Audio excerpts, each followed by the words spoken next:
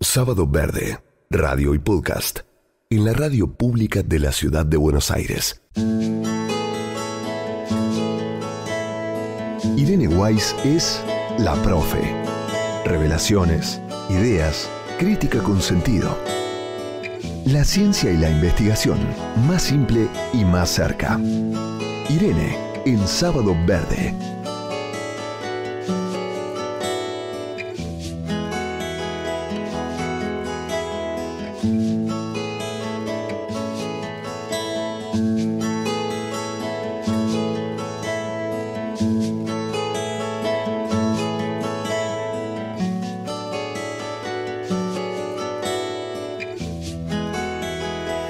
¡Viva el sábado! ¡Viva Irene! Que llega a la radio pública de la ciudad como cada sábado.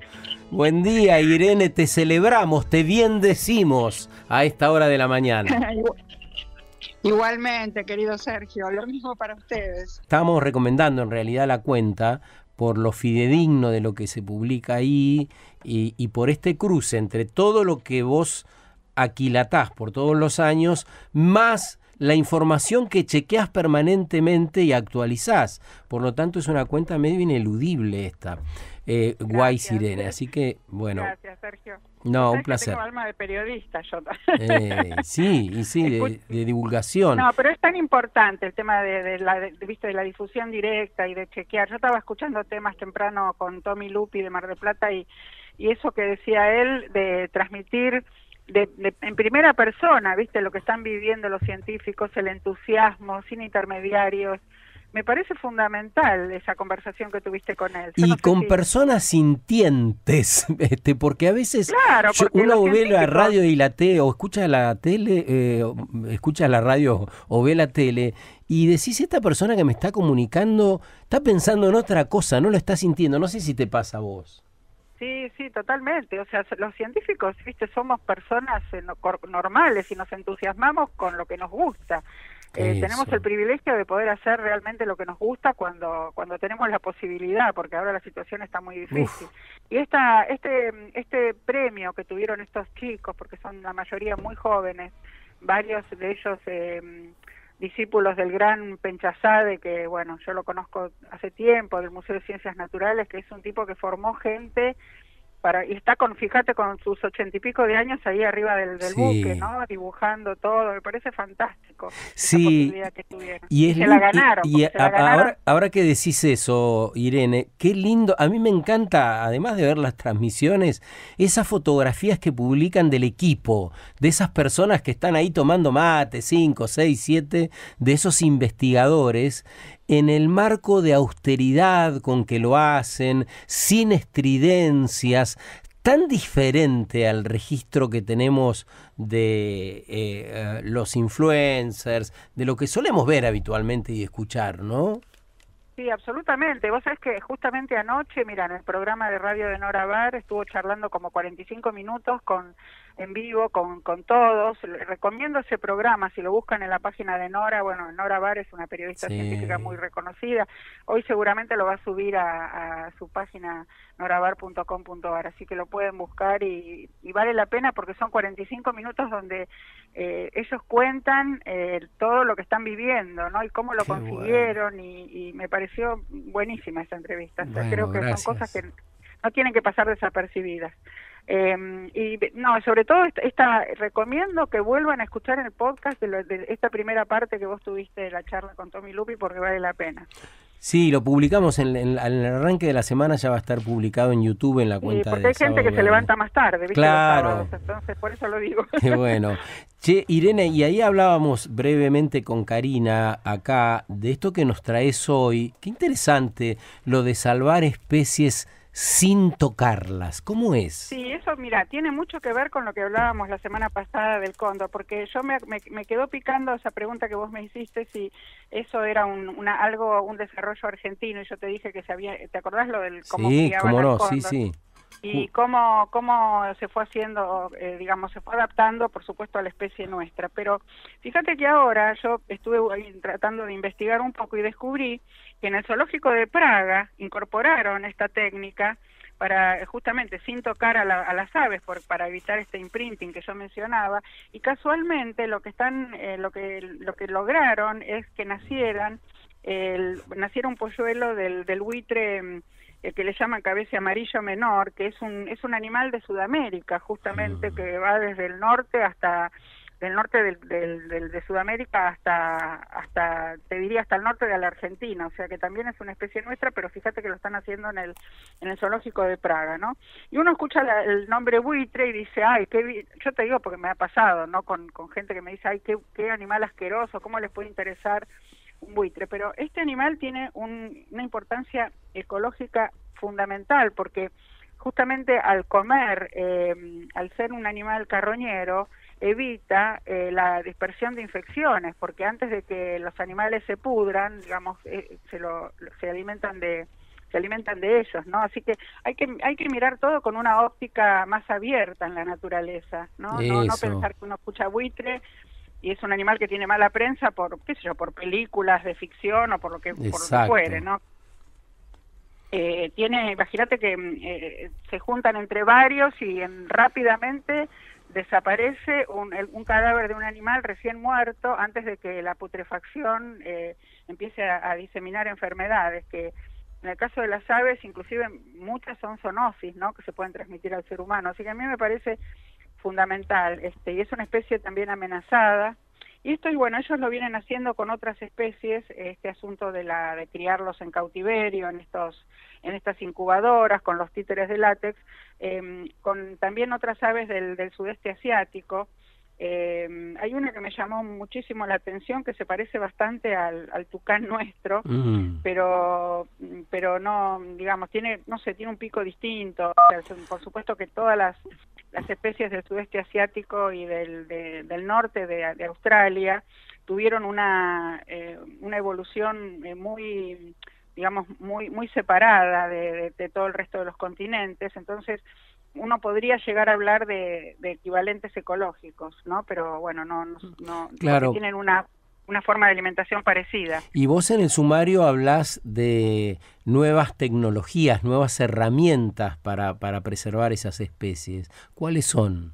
Claro, porque en este caso, fíjate que lo que hicieron si bien los títeres se utilizaron de forma parecida como se utilizaron con el caso de los cóndores o del águila calva, por ejemplo, en Estados Unidos, acá no es que se parecen tanto a los padres, son ligeramente así, una cosa bastante más burda, pero lo más importante es que le pusieron las feromonas, que son las hormonas sociales, el olor de los padres. Entonces, cuando nace el pichón, no sé cómo lograron extraer de los animales vivos ese olor. Eso es algo que es muy difícil de hacer, ¿no? Entonces, en el caso de este pollito, digamos, o polluelo que nació de esta manera, que lo alimentan los títeres, le van dando, digamos, señales básicas del buitre adulto, pero sin darle exactamente la cara de los padres. Pero sí le pusieron, por ejemplo, el color naranja que tiene, porque tiene un color muy particular, ¿no? Un color naranja pálido en la cabecita y en el cuello. O sea, no es una réplica exacta, pero es una herramienta que le va a permitir mantener los patrones de comportamiento naturales una vez que nazca y pueda reconocer después a los padres para aprender a volar y así el permanecer sin contacto humano directo. O sea, los seres humanos no aparecen en ningún momento en este caso, ¿no? Manejan el títere como si fuera el teatro negro justamente el teatro negro de Praga, ¿no? Que surgió ahí, esto es en el zoológico de Praga. O sea, se visten todo de negro y con luces especiales, solamente el animal ve el títere, no ve absolutamente nada de nosotros, ¿no? De los seres humanos. Entonces no hay ningún vínculo personal con la gente que digamos que está atrás de este proyecto, ¿no? Y a su vez después esta hormona social hace que pueda, digamos, viajar entre comillas por el aire, y entonces como ellos son animales que después actúan de adultos en conjunto, porque un buitre solo no puede comer un cadáver, de hecho tiene que esperar a otros para poder perforar la piel y empezar a comer los órganos. Medio feo lo que estoy contando, pero es la naturaleza, claro, ¿no? Entonces, entre 7, 8 o 10, ¿no?, del grupo, rápidamente, o sea, uno perfora la piel y el otro va ayudando a que los demás vayan pudiendo entrar en el cuerpo. Y esto es, repito, es tan importante porque entonces evita que el cuerpo se pudra del animal que están comiendo y que genere enfermedades, ¿no? Esto ellos también lo están aplicando allá, te decía, con otras especies del sudeste asiático, que creo que no las nombré, que es la urraca verde de Java, y hay uno que se llama el cállao rinoceros, que es este es el que te decía que se parece a un tucán, a un tucán nuestro, sí. Y bueno, son animales que es, por ejemplo, el cállao rinoceros como de rinoceronte, es que no tiene nada que ver con el rinoceronte, pero sí porque en el pico, ese que pareció al tucán, tiene como una especie de cuerno, por eso lo llaman lo llaman cállao rinoceronte, ¿no? Rinoceros porque es la especie en latín. Y vos sabés que es importante porque comen frutos, comen semillas, o sea, es un animal muy omnívoro, pero entre todo lo que come digamos, lo que después va a producir la dispersión de las semillas y de ese lugar, ya sea o comiéndose la fruta o comiéndose la semilla sola, ¿no? O sea que tienen un rol fundamental también ecológico en la dispersión de las semillas. Esto se llama dispersión biocórica. Córica viene de corion, que es una membrana de la semilla, ¿no? La palabra corion es muy amplia, también se usa para, digamos, en la evolución, para una de las membranas por ejemplo, en los mamíferos de la placenta, pero claro.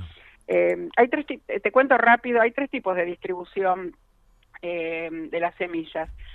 A través del agua, que se llama hidrocórica, por ejemplo, en el caso nuestro viene, por ejemplo, por el delta del Paraná, el ceibo, ¿no? Y sí, está lleno en la reserva ecológica del ceibo, por ejemplo, que llegó a través del agua. También puede ser anemocórica a través del aire, ¿no? Hay semillas, ¿viste? Esas que tienen como aletas, o los panaderos. Los panaderos, sí, claro. Claro, para pedir los deseos. Bueno, esas son todas anemocóricas, o sea, anemo quiere decir viento, viene trasladado por el viento.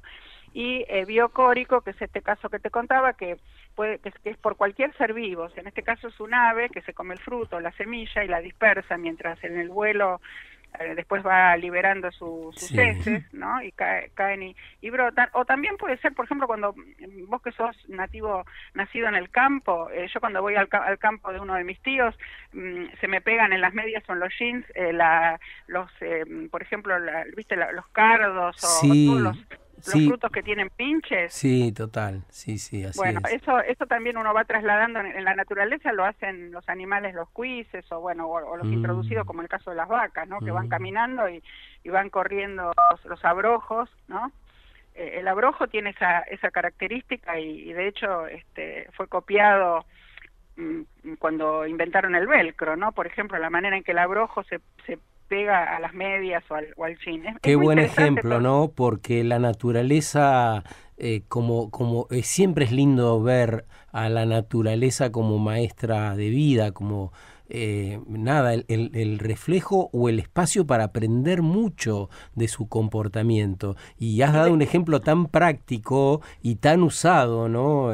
Que la verdad que... Mira, hay otro todavía mucho más usado y más conocido, que son los aviones. Los aviones tienen fuselaje hueco para poder volar, que sean livianos. ¿Y sabés de dónde se copió? De los huesos de las aves. Los huesos de las aves no son como los nuestros, como nuestros huesos largos, que son duros y que no tienen que perforarse, no tienen que ser como esponjas, viste que eso es una enfermedad. Sí. Cuando la gente tiene osteoporosis, ¿no? En el caso de las aves eso es normal, porque si no, no podrían levantar vuelo. Entonces, para hacer los aviones se copió exactamente cómo volaban las aves. Y otro ejemplo sería, por ejemplo, el Nautilus, con el submarino que copió, que se llamó Nautilus justamente, ¿no? Es un submarino el Nautilus es un animal que parece un caracol, pero en realidad es un molusco, un pariente de los pulpos y de los de los calamares, que tiene distintas cámaras que va llenando, va abriendo, ¿no? Viste las cámaras que tiene como si fuera un caracol, es muy difícil explicar sin mostrarlo, pero va llenando, si quiere hundirse va llenando las cámaras con agua, y si después quiere ir a la superficie las va liberando y las va llenando de aire, entonces se hace más liviano y sube, y así es el submarino Nautilus, ¿no? Así es. Bueno, fue inmortalizado por Julio Verne. Así es. Así que, bueno, hay montones de ejemplos de copia de la naturaleza, hilos resistentes copiados por ejemplo, del material de la tela de araña, ¿no? Qué sé yo, te podría...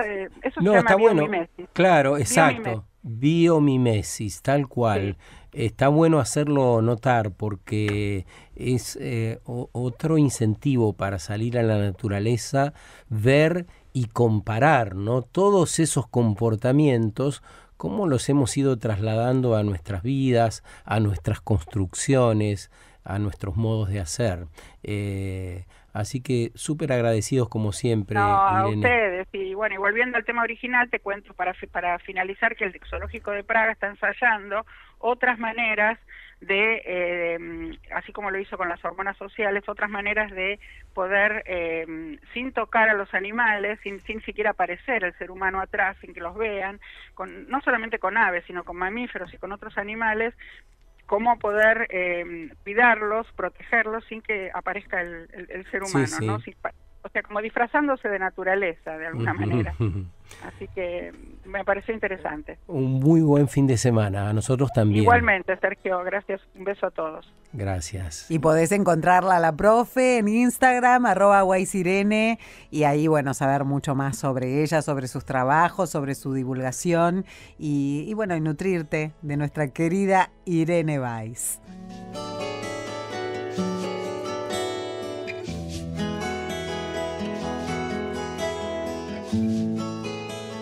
Sábado Verde, radio y podcast, en la radio pública de la ciudad de Buenos Aires.